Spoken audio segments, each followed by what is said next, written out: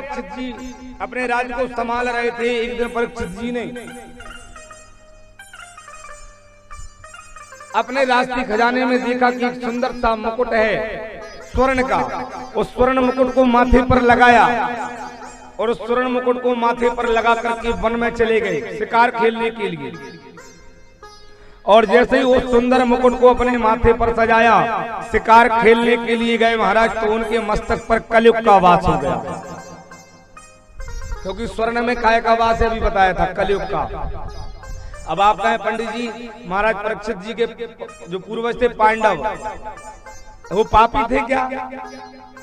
क्योंकि उनके खजाने में से राजमुकुट निकला तो वो पापी थे जो पाप का सोना उन्होंने राजमुकुट बनवाया? नहीं, ये जो मुकुट है ये मुकुट किसका है? ये जरासंध का मुकुट है।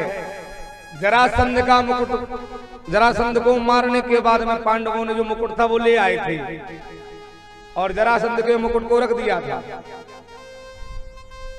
आज परीक्षित जी ने उस मुकुट को धारण किया। जरासंध बहुत बड़ा पापी था, दुष्टी था। और जरासंध के मुकुट को जब धारण किया तो इनके मन मस्तिष्क पर कलयुग का वास हो गया। कलयुग बैठ गया। कलयुग ने कहा यही मौका तो हम ढूंढ रहे थे कि परीक्षित को कैसे हराए। हाँ, क्योंकि इनके रहते संभव नहीं कि हम इस राज्य को कर लें। आज वन में परीक्षित जी गए, वन में जाकर के पहुंचे और समीक ऋषि के आश्रम में पहुंचे। प्यास लग रही थी बहुत तेज। ऋषि से 2-4 बार बोले। ऋषि अपने ध्यान में मग्न थे, ध्यान कर रहे थे, ध्यानामग्न हो रहे थे। ऋषि ने सुना नहीं, पर कलयुग के प्रभाव से महाराज परीक्षित जी ने एक मरे हुए सर्प को महाराज समीक के गले में धारण करवाया। हाँ, गले में डाल करके अपने राज्य में आए और अपने राज्य में आकर के जैसे ही मुकुट उतारा महाराज, तो परीक्षित जी को अपने करने पर पछतावा हुआ। ये मैंने क्या कर दिया, ये तो बहुत बड़ा पाप कर्म मुझसे हो गया। मैंने एक ऋषि का अपमान कर दिया, ऋषि के गले में मरा हुआ सर्प डाल दिया। है विधाता, मुझसे ये पाप कैसे हो गया। इधर समीक ऋषि के पुत्र ऋषि श्रृंग ऋषि ने देखा तो श्रृंग ऋषि ने जब देखा कि अपने पिता के गले में मरे हुए सर्प को डाल करके कोई चला गया, तो हाथ में जल लिया और श्राप दिया, जिसने भी मेरे पिता के साथ ऐसा अभद्र व्यवहार किया है, आज से 7वें दिन तक्षक नाम के सर्प के डसने से उसकी मृत्यु हो जाएगी। तुरंत श्राप दे दिया। आज से 7वें दिन जिसने भी ऐसा अभद्र व्यवहार किया है, सर्प के डसने की मृत्यु हो जाए। श्राप दे दिया। जब श्राप दिया महाराज तो सब घबरा गए। महाराज समीक को पता हुआ। समीक ने कहा, समीक बोले क्या किया तुमने? बोले पिताजी मैंने श्राप दे दिया। समीक जी बोले अरे बेटा, महाराज परीक्षित जी जैसा धर्मात्मा तो कोई जीवात्मा है ही नहीं, न जाने किस कारण से उनने ऐसा कर दिया, तुमने उन्हें श्राप दे दिया। अरे उनके राज्य में हम रहते हैं, सुखी रहते हैं। उनके राज्य में एक घाट पानी पीते हैं शेर बकरी। उनके राज्य में सारे दुष्टी, सारे पापी भाग गए। हमारा इतना रक्षा करते हैं, राक्षसों की रक्षा करते हैं, हमारे यज्ञ अनुष्ठानों में आदि कर्मों में हमारा सहयोग देते हैं। अब वो आए होंगे, जब उनका सम्मान नहीं हुआ होगा तो हो सकता है उन्होंने ऐसा कर दिया हो। तुमको श्राप नहीं देना था। पुत्र बोले पिताजी क्या करें, श्राप तो दे दिया होगा तो वही जो श्राप दिया, क्योंकि संत का आशीर्वाद संत का आशीर्वाद और श्राप दोनों कभी निष्फल नहीं जाते। होगा तो वही श्राप दे दिया। इधर परीक्षित जी भी परेशान हो रहे थे कि मैंने संत के साथ ऐसा कर दिया, परमात्मा मैं क्या करूं। इतने में हुआ क्या, ऋषि ने परीक्षित जी को सूचना भिजवाई। गौरमुख नाम के शिष्य ने जाकर परीक्षित जी को सूचना दी कि राजन, अज्ञानता के वशीभूत में ऋषि पुत्र ने आपको श्राप दे दिया है, 7वें दिन आपकी मृत्यु हो जाएगी। जैसे ही सुना परीक्षित जी भयभीत नहीं हुए। महाराज बहुत बड़ी कृपा की ऋषि पुत्र ने जो मुझे 7 दिन का अवसर दिया, क्योंकि मैंने जो पाप कर्म किया है ना, मैंने जो कृतकर्म किया था उस कृतकर्म के अनुसार तो मुझे ऐसा दंड मिलना था कि मेरी तुरंत मृत्यु हो जाए। पर उनकी कितनी बड़ी कृपा है कि उन्होंने मुझे जीवन में 7 दिन दिए। आज से 7 दिन मेरी मृत्यु होगी। परीक्षित जी ने क्या किया? तुरंत देखो, महान व्यक्ति की ये पहचान होती है, महान व्यक्ति की क्या होती है?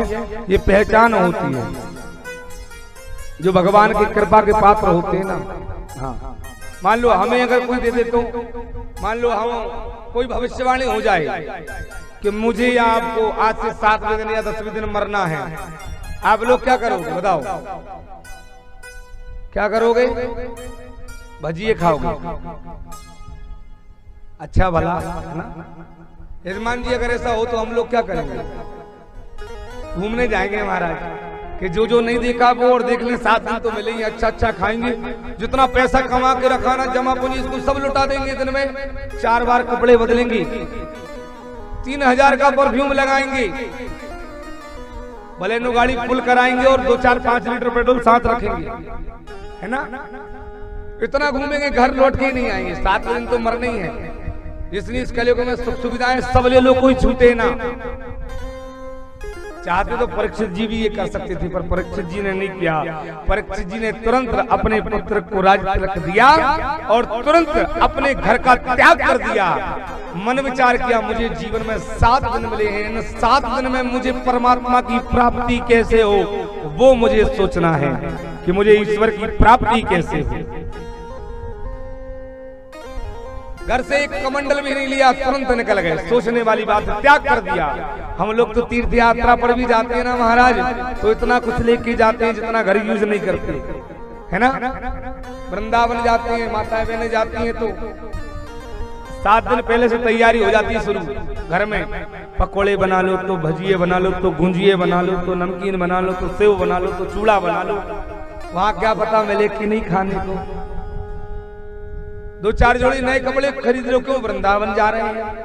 अच्छा, ठाकुर जी को दिखाएंगे कि हम भी नए पहनते हैं, है ना। बढ़िया काजू किशमिश सब व्यवस्था, डब्बा भर लिए, 3 बैग भर लिए, 3 बैग साथ में। घर में सारे बहू बेटों को परेशान कर दिया, पैकिंग में कोई कमी ना रह जाए। अच्छा, बहुएं भी बेचारी इतनी सेवा घर नहीं करती, इतनी सास कहीं जाती है तो उनकी तैयारी करते हैं, है ना।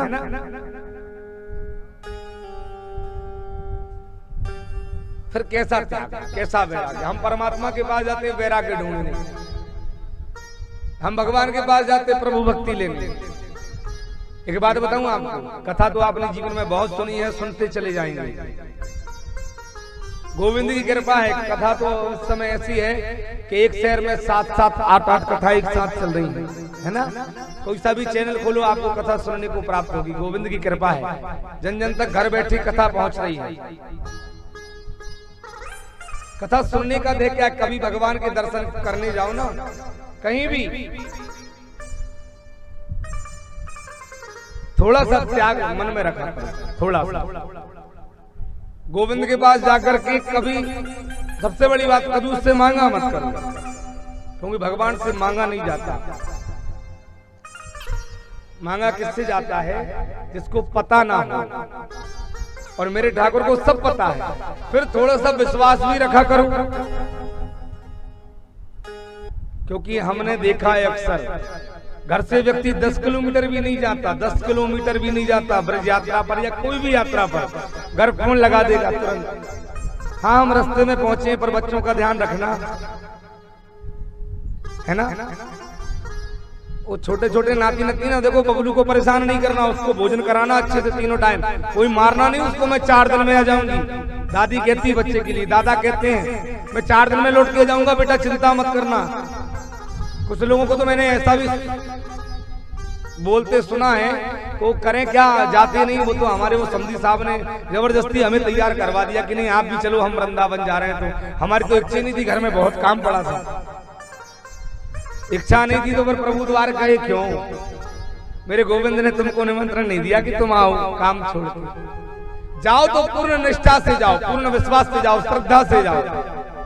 ऐसे मत जाओ कि बढ़िया आपने अच्छे महंगे वाले सैंडल या जूते पहन लिए और मेरे गोविंद के दरवाजे पहुंच गए, उनको मंदिर के बाहर उतार दिया, तो आपको 2 घंटे तो उनको रखने में ही लग गए कि ऐसी कौन सी जगह छिपा दूं जहां तक चोरी ना हो।